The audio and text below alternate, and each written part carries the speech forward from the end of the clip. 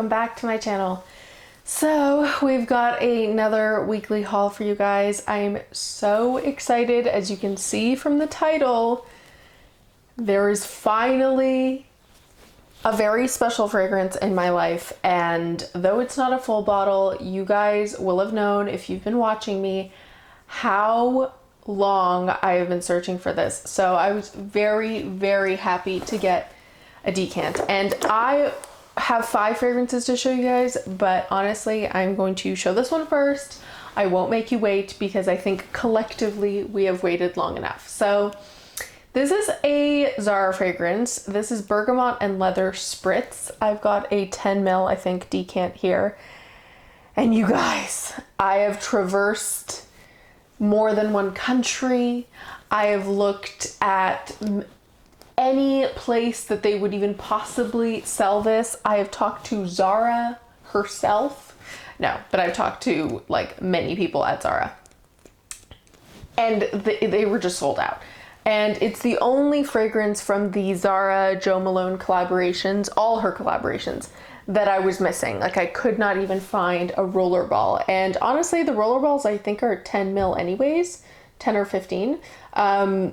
So this is exactly like what a rollerball would be, except it's in a spray bottle. So I'm just gonna take it. I'm so happy to get it. I will say, while the rest of them vary in, like, my full bottles are still blind buys and first impressions, I could not wait. I had to try this out. And I will spray it again so we can get acquainted before I explain how I feel about it. But this lists bergamot, leather, lavender, iris, oud, and amber. And I'm really glad I actually tried this before I talked to you guys, because I have very different views about the opening and then like the heart dry down, like very different. Okay, so what I will start out saying is I obviously had very high expectations for this, and I think that comes into play with how I reacted to it the first time I smelled it. But even with that aside, I think the opening really did not please me.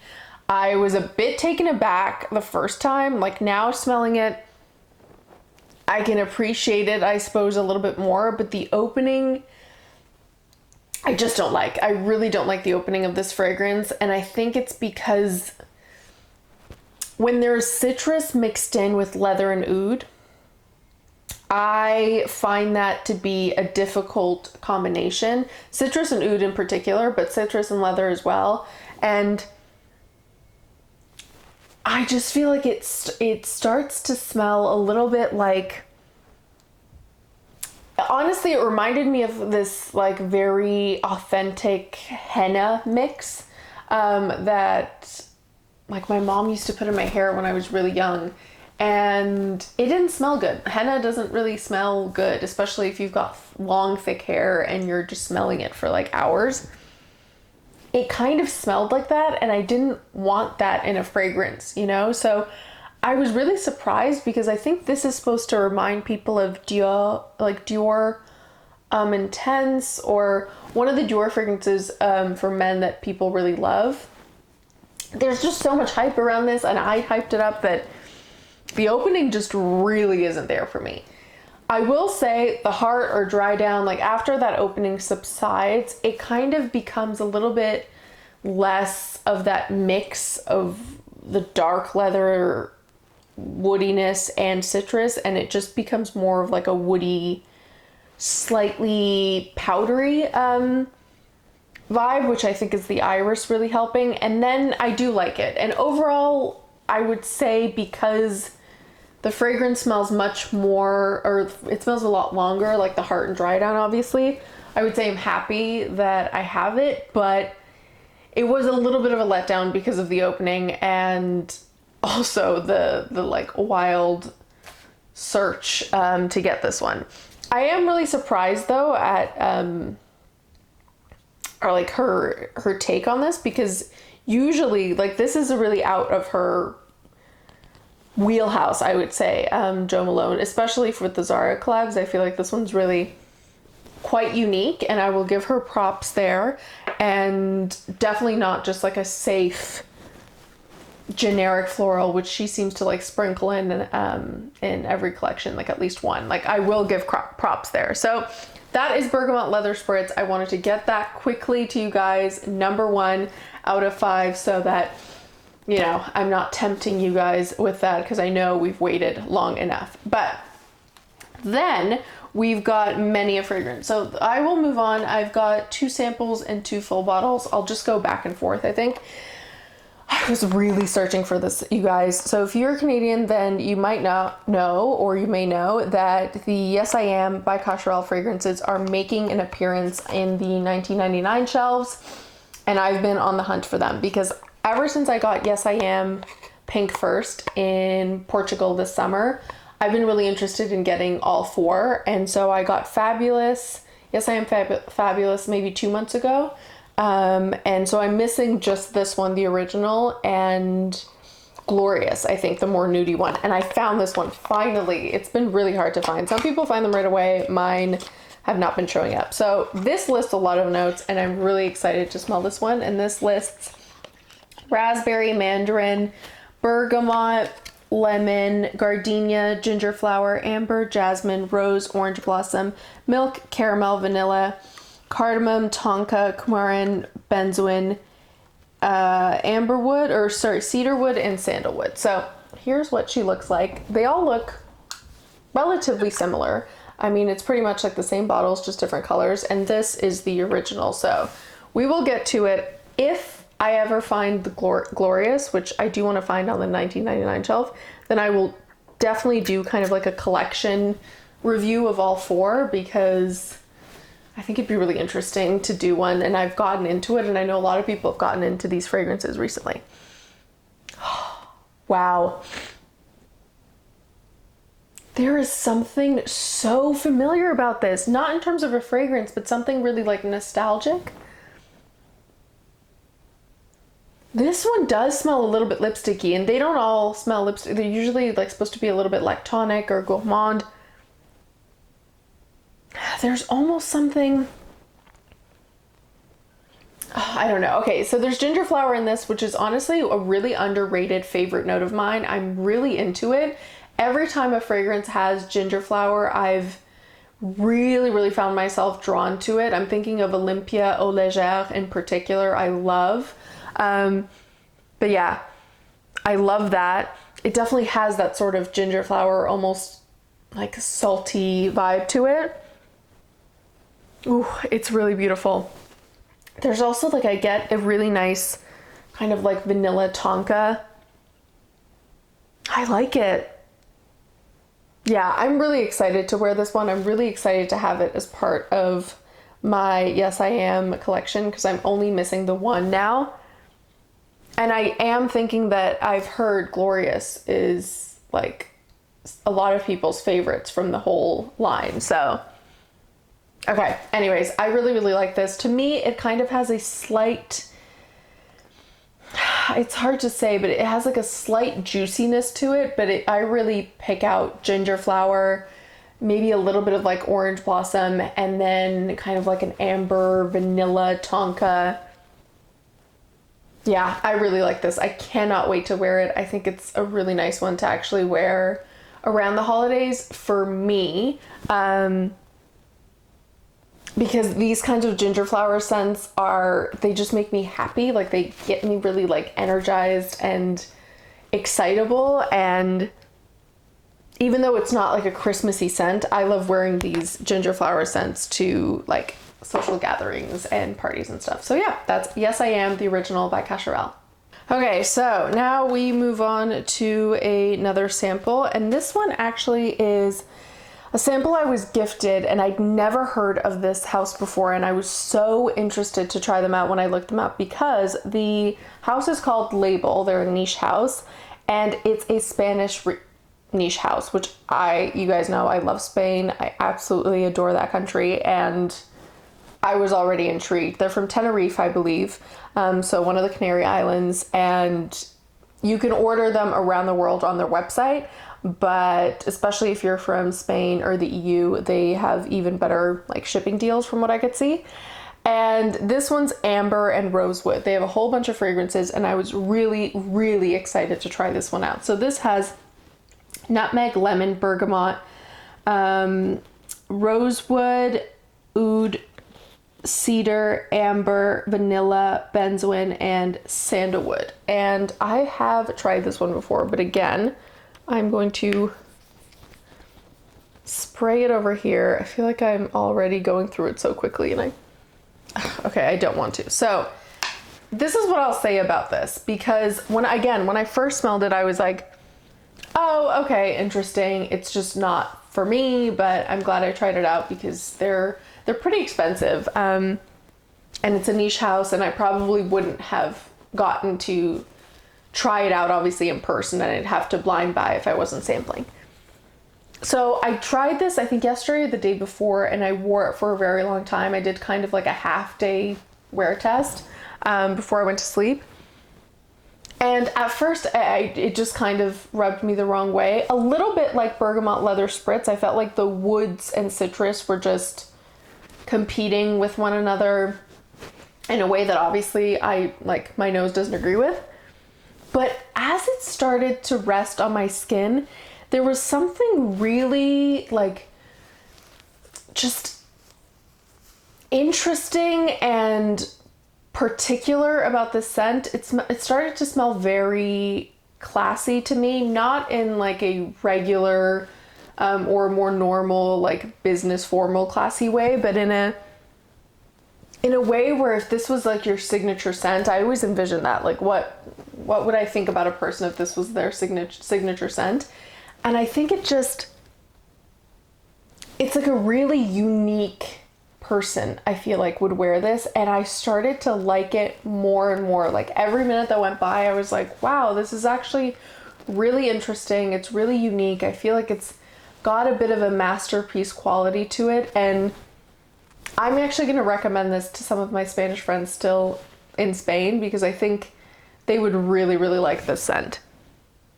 It warmed up. I felt like there was a little bit of like spice and warmth to its woodiness, and the citrus in this really fades a lot quicker than Bergamot Leather Spritz, so I ended up liking it a lot quicker. Yeah, I actually really, really liked it, and the more I wore it, the more I liked it, so I was very pleased with that. Then we'll go to another full bottle, and this has a bit of a story to it, but long story short, Pleats Please Low by Issey Miyake has been forever on the $19.99 shelf, like truly forever and ever and ever, and I have purposely almost avoided it. And it got to the point this last time around where I was like, I don't want another Madonna fragrance situation where I'm avoiding something on this shelf that people seem to like, and I just avoid it blindly, and then later on I regret it because it ends up being way more expensive. So I was in a bit of a good mood because the same time I found this, I saw this again because it's always there, and I just bit the bullet finally. So this might be a fail. And if it is, then my instincts were correct, but I thought I would just give it a try. I've heard really great things about this being a sort of amazing cheapy find. So this lists wild rose, Bulgarian rose, neroli, pink pepper, white musk, cedar, and patchouli. So here's the bottle. I've never smelled the original Pleats Please in this, so I can't really compare it to that, but I'm just really hoping that this is the underrated gem people actually need it to be, because the last thing I really don't need another cheapie that I don't love. Oh, okay. There was a real part of me that was scared this was going to smell like light blue. I don't know why. Thank God it doesn't. It does smell like one of my fragrances though. It smells very, very rosy, like a very authentic rose, almost as if you're in like a flower shop smelling all the roses. Oh my God, I need to find what in my collection smells like this.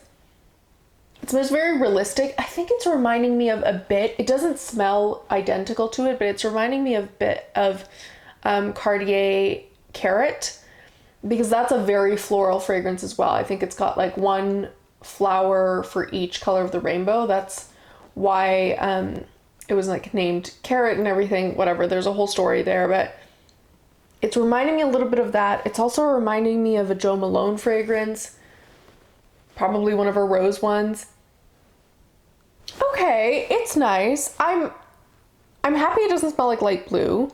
It does smell very safe though. Like, I wouldn't say it smells 100% generic, but it smells like a lot of rose fragrances out there. And I feel like if you don't like rose, then you can absolutely avoid this because it is so prominent and such a realistic rose scent, like I said. So, all right, we'll leave it to the side. We'll obviously put them in order at the end, but I was happy to try that out. At least it doesn't smell like light blue, like I said.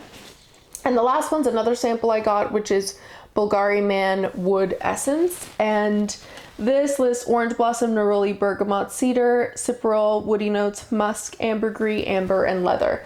And I found it funny that so many of the fragrances I was getting around the same time had a sort of like a citrusy opening and then dark woods.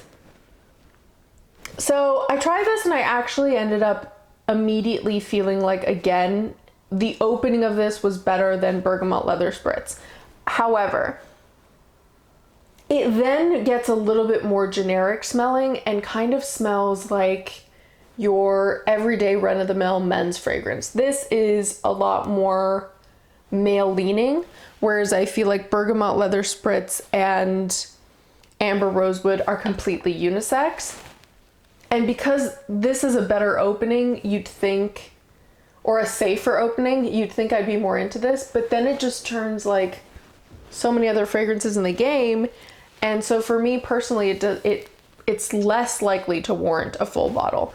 And at least the others kind of change and develop into something that I find personally more unique.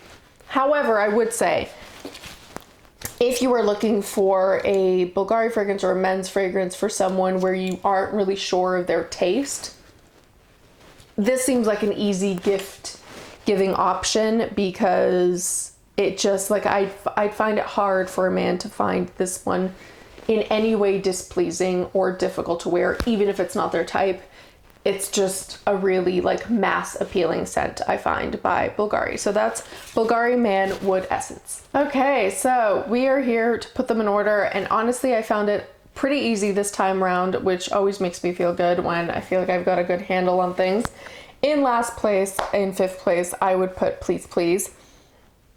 There were other fragrances that I find harder to wear than this one, but you guys know my rating system is changing and I have to award points for creativity and originality, and this has neither. So I do like it because it's a rose fragrance and I think I'll forever like rose, but it's already reminding me of a handful of fragrances, and for that reason I'm way less likely to reach for this one. So it's in fifth place, but I gave it some points because it does smell nice and feminine and does not smell like light blue, like I said.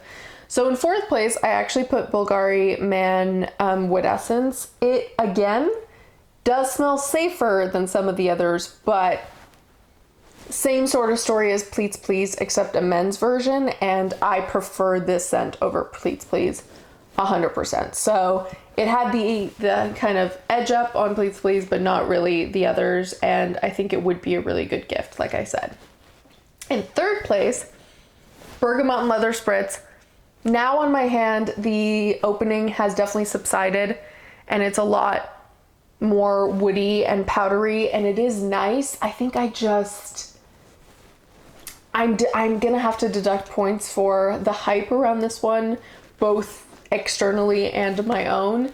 And honestly, there were more enticing fragrances from Jo Malone Zara collaborations that worked for me, but there were definitely worse ones as well. So this kind of sits somewhere in the middle in terms of what I like, but it's very high up in terms of originality for her, I'd say.